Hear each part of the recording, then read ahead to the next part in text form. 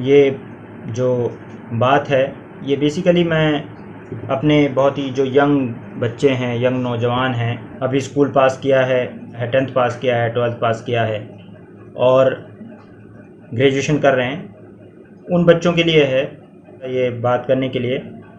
मैं मजबूर हुआ हूँ तो मैं ये बात कर रहा हूँ। रिसेंटली मैंने काफ़ी चीज़ें ऑब्ज़र्व की हैं, उन ऑब्जर्वेशन के बेसिस पर I would like to talk to you people. सबसे पहले तो आप लोगों ने देखा होगा कि इस वक्त जुवेनाइल क्राइम रेट बहुत ज़्यादा तेज़ी से बढ़ रहा है। छोटे बच्चे जो हैं वो क्राइम में बहुत ज़्यादा इन्वॉल्व हो रहे हैं, बहुत ज़्यादा एग्रेसिव हो रहे हैं। कई जगह पे मर्डर्स हुए हैं। ओखला के अंदर अभी रिसेंटली कई सारे मर्डर हुए हैं और उसमें जुवेनाइल बच्चे जो अभी यंग एज में एकदम हैं वो सब इन्वॉल्व हैं। ये एग्रेशन, ये गुस्सा इतना ज़्यादा क्यों है और क्यों जो है ये इस तरह से जुनून की हद तक पहुंच जा रहा है कि ये जो मर्डर की नौबत आ जा रही है, लोगों को इस तरह से इतना ईगो हर्ट हो रहा है कि एक दूसरे के खून के प्यासे हो जा रहे हैं। तो इसमें ये सब देखते हुए मुझे ये बात आज कहनी पड़ रही है क्योंकि शायद इसमें सबसे ज़्यादा बड़ी गलती जो है बच्चों के माँ बाप की, पेरेंट्स की है। अब कि आप अपने बच्चों की बचपन से एक तो तरबियत पे ध्यान नहीं दे रहे हैं, उनको वॉच नहीं करते हैं, या तो इतने बिजी हैं अपने कामों में कि आपको वक्त ही नहीं है कि अपने बच्चों को देख सकें कि किधर जा रहे हैं, उनके दोस्ती किससे है, क्या काम कर रहे हैं।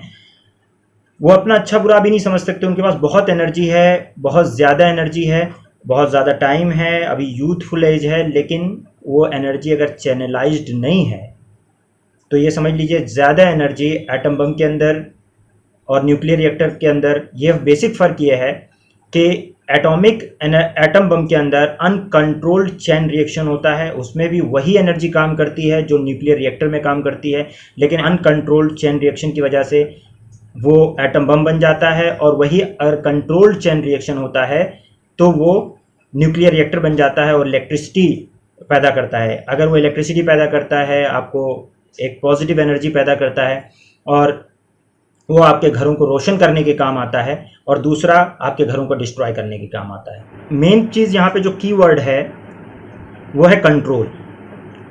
अब आपको ये देखना है कि अपने बच्चों पे आपको कंट्रोल रखना है या नहीं रखना, क्योंकि ये एनर्जी अगर अनकंट्रोल्ड रही तो ये बहुत डिस्ट्रक्टिव हो सकती है। इस एनर्जी को चैनलाइज करने की ज़रूरत है एक पॉजिटिव डायरेक्शन में, उनको बताने की ज़रूरत है, नहीं तो उनको मेंटरशिप की ज़रूरत है, उनकी काउंसलिंग की ज़रूरत है कि वो अपनी एनर्जी को पॉजिटिव डायरेक्शन में, पॉजिटिव चीज़ों में लगाएं, ना कि नेगेटिव चीज़ों में। और इसमें सबसे ज़्यादा जो ज़िम्मेदार लोग हैं वो हैं पेरेंट्स, वो हैं गार्जियन।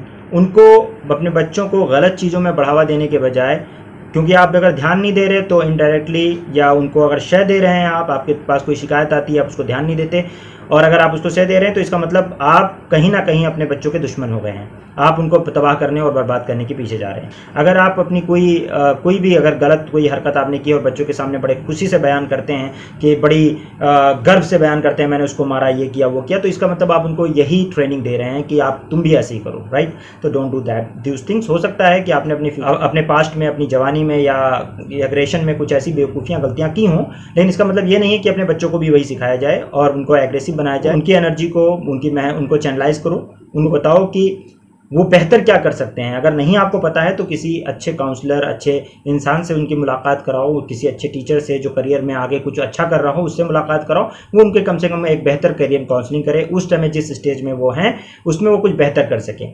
अगर आपका बच्चा 5th क्लास में है, उसके लिए आप उसको पढ़ाई में अच्छे से लगाओ, उसकी पढ़ाई पर ध्यान दो, उसको नवोदय का इंट्रेंस और दूसरे इंट्रेंस में, चाहे उसको जाना है या नहीं जाना, उससे मतलब नहीं है, आप उसको इंट्रेंस एग्जाम में बिठाओ, उसकी पढ़ाई पर फोकस कराओ, उसको गेम्स में पार्टिसिपेट कराओ, एक्स्ट्रा करिकुलर एक्टिविटीज़ में इन्वॉल्व करो, उसको उसकी एनर्जी जो है वो पॉजिटिव जगह पे लगे, उसको किसी कॉम्पिटिटिव एग्जाम, डिबेट कंपटीशन के लिए तैयार करो, ठीक है। नवोदय का एग्जाम है, केंद्रीय विद्यालय का एग्जाम है, ऐसे जो भी इंट्रेंस एग्जाम हो रहे हैं, ओलंपियाड है, उनमें बिठाइए आप उनको।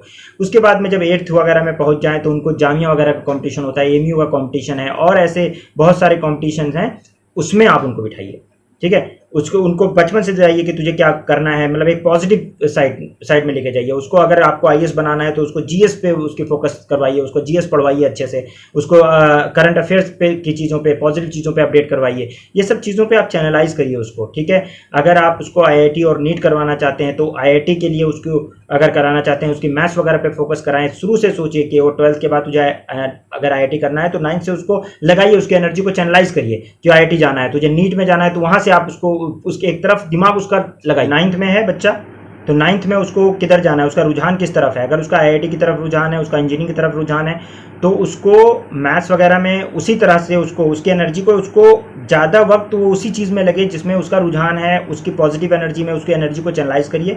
आईआईटी की तरफ में उसमें जो सिलेबस हैं उसको ला के दीजिए, उसको उसकी काउंसलिंग कराइए, उसको पढ़वाइए। उसके अलावा उसमें उसका दिमाग लगे, टाइम उसका उधर जाना चाहिए। उसके अलावा अगर नीट के लिए है, मेडिकल के लिए है, तो उसको उस तरह की किताबें, उस तरह की वीडियोज़, उस तरह की लेक्चर्स कुछ भी कराइए। मेनली उसको वो जो है यानी कि 12th पास करते ही वो या तो मेडिकल या इंजीनियरिंग की तरफ चला जाए। या उसको अगर किसी गेम में इंटरेस्ट है तो गेम में उसको आप एकदम इंडल्ज कर दीजिए ताकि उसकी सारी एनर्जी वहाँ एग्जॉस्ट हो जाए वो, ठीक है, उसमें, ताकि उसका अनचैनलाइज तरीके से इधर उधर जाके मटरगश्तियाँ करते हुए टाइम अपना ख़राब ना करे। ये प्लीज़ आप वॉच करें अपने बच्चों को, दिस वेरी इंपॉर्टेंट। आज बच्चे जो है कोई ड्रग्स में इन्वॉल्व हो रहा है, छोटे छोटे बच्चों को देखता हूँ मैं, कोई सिगरेट पी रहा है, कोई ड्रग्स तक ले रहे हैं, छोटे छोटे बच्चे, अच्छे घरों के बच्चे ले रहे हैं। तो that's why this is very painful. अगर उनके पेरेंट्स को बताया भी जाता है किसी भी तरीके से तो वो मानने को, पहली बात तो डिनायल हो जाता है, पहली बात तो वो उसको मानने को एक्सेप्टेंस ही नहीं है, मानने को तैयार ही नहीं है कि मेरा बेटा भी ऐसा हो सकता है। लेकिन ऐसा ना हो कहीं कि वो आप इतना दूर वो बच्चा निकल जाए कि फिर आपके हाथ ना आए, ठीक है, और आप पछताते रह जाएं, हाथ मलते रह जाएं। तो प्लीज़ अभी वक्त है, ध्यान रखिए इस बात को। और अगर उसको आईएएस के लिए आपको ट्रेन करना है, आईएएस के लिए जाना है, तो भी उसको उसी तरह के ग्रूमिंग करिए। टीना धाबी की फादर और मदर ने, टीना धाबी जिनको एक फर्स्ट अटेम्प्ट में फर्स्ट रैंक आ गई आईएएस में, तो 11th क्लास से उनकी एनर्जी को चैनलाइज किया गया। 11th क्लास से उनकी ग्रूमिंग की गई कि आपको यूपीएससी ही करना है, आपको आईएएस ही बनना है। तो उन्होंने जबकि माँ बाप आईईएस थे, इंजीनियरिंग सर्विसेज में थे, लेकिन उनको कराया क्या गया, आर्ट साइड से चीज़ें कराई गई, आर्ट साइड से पढ़ाया गया। 11th क्लास से उनको ड्रीम सेट कर दिया गया, you have to be an IAS. तो चैनलाइज हो गई एनर्जी, फर्स्ट अटेम्प्ट में फर्स्ट रैंक आ गई, ठीक है। तो आपको भी ये चीज़ ध्यान रखना है कि अपने बच्चों को जिस डायरेक्शन में लेके जाना है, दुनिया भर के एग्जाम है, बच्चे को देखें आप कि अगर वो 12th के बाद अगर वो मेडिकल लाइन की तरफ जाना चाह रहा है तो नीट का एग्जाम है वो देगा, अगर इंजीनियरिंग की तरफ जा रहा है आईआईटी का एग्जाम देगा, नहीं तो क्लैट देगा। क्लैट लॉ के लिए एंट्रेंस एग्जाम है, तो 12th के बाद भी उसका करियर सेट हो जाएगा। तो 9th से ले 9th में उसको उसकी ग्रूमिंग करिए उस साइड में। 11th से सीरियस होकर इस बारे में सोचें, पढ़वाइए उसको, जिससे कि उसकी एनर्जी जो है इधर उधर डाइवर्ट ना हो और वो जो एक कंट्रोल्ड वे में, एक डायरेक्शन में यूनि डायरेक्शनल होकर मेहनत कर सके और एक डायरेक्शन में चला जाए। तो नीट, आईआईटी और क्लैट ये सारे जो हैं ओपन हैं। उसके अलावा एनडीए का एग्ज़ाम है डिफेंस के लिए, नेशनल डिफेंस एकेडमी का, तो ये यूपीएससी कंडक्ट करवाता है। ये भी सब 12th के बाद है। इसके बारे में पता करिए, जिसमें बच्चे का इंटरेस्ट हो उधर लेके जाइए उसको, ठीक है। ग्रेजुएशन में है, ग्रेजुएशन में बच्चा है, उसको पहले ही बताइए कि तुझे क्या करना है। यूपीएससी करना है तो ग्रेजुएशन से शुरू करवा दीजिए, उसको यूपीएससी की तैयारी करवाना शुरू कर दीजिए। वीडियोस अवेलेबल हैं, दुनिया भर के ऑनलाइन कोचिंग्स हैं, बुक्स हैं, सारे मटेरियल अवेलेबल है, उसको पढ़वाना शुरू किए, एनसीईआरटीज वगैरह पढ़वाना शुरू करिए, ठीक है। उसको चैनलाइज करिए, उसको इधर उधर डाइवर्ट नहीं होने देना है, ठीक है। अगर उसका गेम में इंटरेस्ट है, उसको स्पोर्ट्स अकेडमी या जैसे भी आप कर सकते हैं उसकी चैनलाइज करिए कि वो स्पोर्ट्स की तरफ जाए, और उसको ये टारगेट दीजिए कि तुझे ओलंपिक खेलना है, समझ रहे हैं। उसकी एनर्जी को चैनलाइज करिए। दूसरा, अगर उसको एलएलबी करनी है, उसको लॉयर बनना है, जज बनना है, तो ठीक है। अगर बीएलएलबी नहीं कर रहा है तो ग्रेजुएशन के बाद उसको बोलो तो एलएलबी का एंट्रेंस दे। डीयू है, बीएचयू है, एलयू है, कहीं से एलएलबी करके और एडवोकेट बन, या तो फिर जुडिशियल की तरफ जाना। पहले से ही टारगेट करना है ताकि उसका उसी तरफ दिमाग लगे, उसकी एनर्जी उसी डायरेक्शन में जाए, ठीक है। उसके बाद में या एमबीए का अगर टारगेट है तो एमबीए का उसको ग्रेजुएशन से ही तैयारी शुरू कराइए, वो एमबीए करे, एमबीए करने के बाद अपनी जॉब में जाए।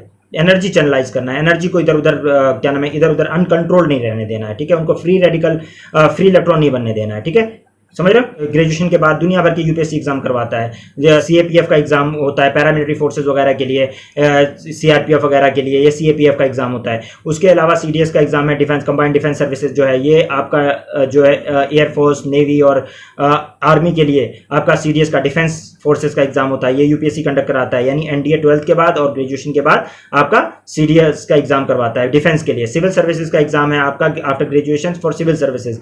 उसके अलावा अगर इंजीनियर है तो IES का एग्जाम कंडक्ट करवाता है, बहुत ही प्रेस्टिजियस जॉब्स हैं इसमें, ठीक है। उसके अलावा भी कुछ स्पेशल एग्जाम जैसे EPFO का एग्जाम है, असिस्टेंट कमिश्नर का एग्जाम होता है, एम्प्लॉय प्रोविडेंट फंड का, वो भी ये कंडक्ट करवाता है। उसके अलावा भी और बहुत सारे एग्जाम्स UPSC करवाता है। उसके अलावा PCS है, PCS में भी RO, ARO और VDO और ADO वगैरह का, PCS लोअर एंड PCS अपर करके PCS वाले भी, UPPSC है या BPSC है, ये लोग भी दुनिया भर के एग्जाम कंडक्ट करवा रहे हैं। बच्चों को उधर लेके जाइए आप, ठीक है। और रेलवे है, बैंकिंग के जॉब्स हैं, सब ग्रेजुएशन के बाद भी हैं, 12th के बाद भी हैं, इनकी तरफ जा सकते हैं। RRB का एग्जाम है, RBI का एग्जाम है, ठीक है। ये सारे एग्जाम्स की तरफ बच्चों का फोकस करवा सकते हैं आप। टेक्निकली कहीं जाना चाह रहे हैं, MCA करवाइए उसको, MCA करवा के उसको कंप्यूटर लाइन में जा सके, कंप्यूटर में जाके इंफॉर्मेशन एंड टेक्नोलॉजी में जाके बेहतर काम कर सकता है, ठीक है। तो दिमाग में, उसके दिमाग को एकदम एक गोल ओरिएंटेड बनाइए, क्योंकि ये वक्त बहुत ख़राब चल रहा है। अगर आपने अपने बच्चों को चैनलाइज नहीं किया, उनकी एनर्जी को वक्त रहते चैनलाइज नहीं किया, तो वो बहुत ही गलत डायरेक्शन में जा सकते हैं। फिर आप हाथ मलते रह जाएंगे, आपके हाथ में कुछ बचेगा नहीं।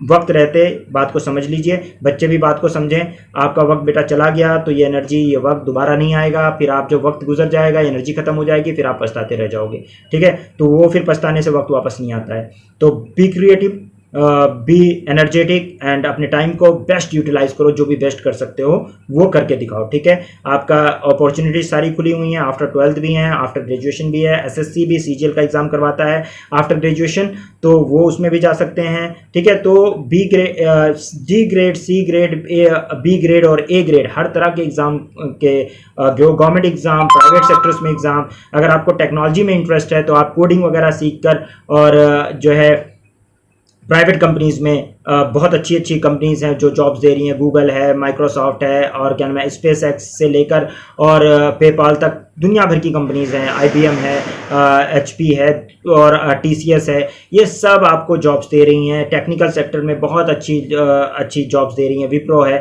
ये लोग जो है आपको टेक्निकल सेक्टर में बहुत ही अच्छे पैकेज पे, माइक्रोसॉफ्ट है, ठीक है, ये लोग बहुत अच्छे पैकेज पे आपको जॉब दे रही हैं। तो आप इस टेक्निकल फील्ड में चाहते हो तो उधर जा सकते हो, ठीक है। तो ये बहुत कुछ अपॉर्चुनिटीज़ हैं बेटा। ये अपनी थोड़ी सी ईगो के लिए, थोड़ी सी बात में बुरा लग जाने के लिए आप किसी को मार देना, किसी को दबाना, या किसी को गालियां देना, या इस तरह की अपनी ईगो को सेटिस्फाई करने के लिए किसी की ज़िंदगी को ख़राब कर देना और उसी में लगे रहना, ये सब नेगेटिव चीज़ें हैं। इन चीज़ों से बचिए और पॉजिटिव जगह पे अपने आप को अच्छा बनाने के लिए, अपने फैमिली के लिए कुछ अच्छा करने के लिए, और अपनी हेल्थ का भी ध्यान रखिए। ये जो सिगरेट है, गुटखा है, और ये सब चीज़ें जितनी भी हैं, या बियर वगैरह, ये जितनी भी चीज़ें हैं बेटा, ये सब ज़िंदगी को डिस्ट्रक्शन की तरफ लेके जाएंगे। एक दिन आप बहुत पछताओगे, लेकिन अपनी हेल्थ जवानी में ख़राब कर लोगे तो मतलब आपके माँ बाप को आपसे बहुत उम्मीदें हैं, कम से कम उनकी तरफ देखो। वो आपको ये नहीं चाहते कि आप नशा करके अपनी हेल्थ को ख़राब कर लो, या अपनी ज़िंदगी को तबाह कर लो, या आपको ऐसा कोई काम कर दो जिससे आपको पूरी ज़िंदगी जेल में कट जाए, ठीक है। उनको आपसे बहुत उम्मीदें हैं। एक बच्चा पैदा होता है तो माँ बाप को उससे बहुत उम्मीदें होती हैं। वो उससे बहुत पॉजिटिव उम्मीदें रखता है कि उनका नाम करेगा या नाम करेगी, उनके लिए कुछ बेहतर करेगी फैमिली के लिए, और आपको उसके लिए वो सब कुछ दे रहे होते हैं। आपको सारी रिसोर्सेज जो उनके बस का होता है वो कर रहे होते हैं। तो आप उनके उस मोहब्बत का, वो जो भी आपको सारी चीज़ें फ़राहम कर रहे हैं, जो चीज़ें आपको दे रहे हैं, उसका नाजायज़ फ़ायदा मत उठाओ, उसको मिसयूज़ मत करो, क्योंकि उन्होंने अपनी, हो सकता है बहुत कुर्बानियाँ देकर आपको वो चीज़ें दे रहे हों, क्योंकि वो समझते हैं उनको वो चीज़ें नहीं मिली, जैसे वो बहुत सक्सेसफुल नहीं हो पाए, तो आज आपको दे दें ताकि आप सक्सेसफुल हो जाओ। तो प्लीज़ आप डिस्ट्रैक्शंस में पढ़ के, इधर उधर की चीज़ों में पढ़ के अपनी ज़िंदगी को बेटा ख़राब मत करो। दिस इज़ माई रिक्वेस्ट, और this is my suggestion to you people. और मेरी बहुत मोहब्बत के साथ आप लोगों को ये एडवाइस है बेटा कि take care of yourself and your family, क्योंकि आप कल जब आप तबाह हो रहे होगे तो सबसे ज़्यादा दुख आपके माँ बाप को होगा। अगर कुछ गलत होता है, उनसे ज़्यादा तो किसी को नहीं होगा। तो उनके चेहरे को देखो, उनसे उनकी जो उम्मीद भरी नज़रों से जिससे आपको देखते हैं, मोहब्बत भरी नज़रों से देखते हैं, उनमें शर्मिंदगी कभी ना आए, इस बात का ध्यान रखो। और बस यही कहना चाहूँगा। कई चीज़ें देखी बेटा, इसलिए बहुत तकलीफ़ हुई आज चीज़ों को देख कर, लोगों को कि मतलब कंडक्ट को देखकर, बच्चों के कंडक्ट को देखकर थोड़ा सा तकलीफ़ हुआ, इसलिए मैंने ये सजेशन अपनी तरफ से दे दिया है। अल्लाह आप लोगों को हिदायत दे, आपके साथ साथ मुझे भी हिदायत दे, मेरे बच्चों को भी हिदायत दे और उनको सही रास्ते पर रखे। आमीन। शुक्रिया, जज़ाकल्लाह, सी यू।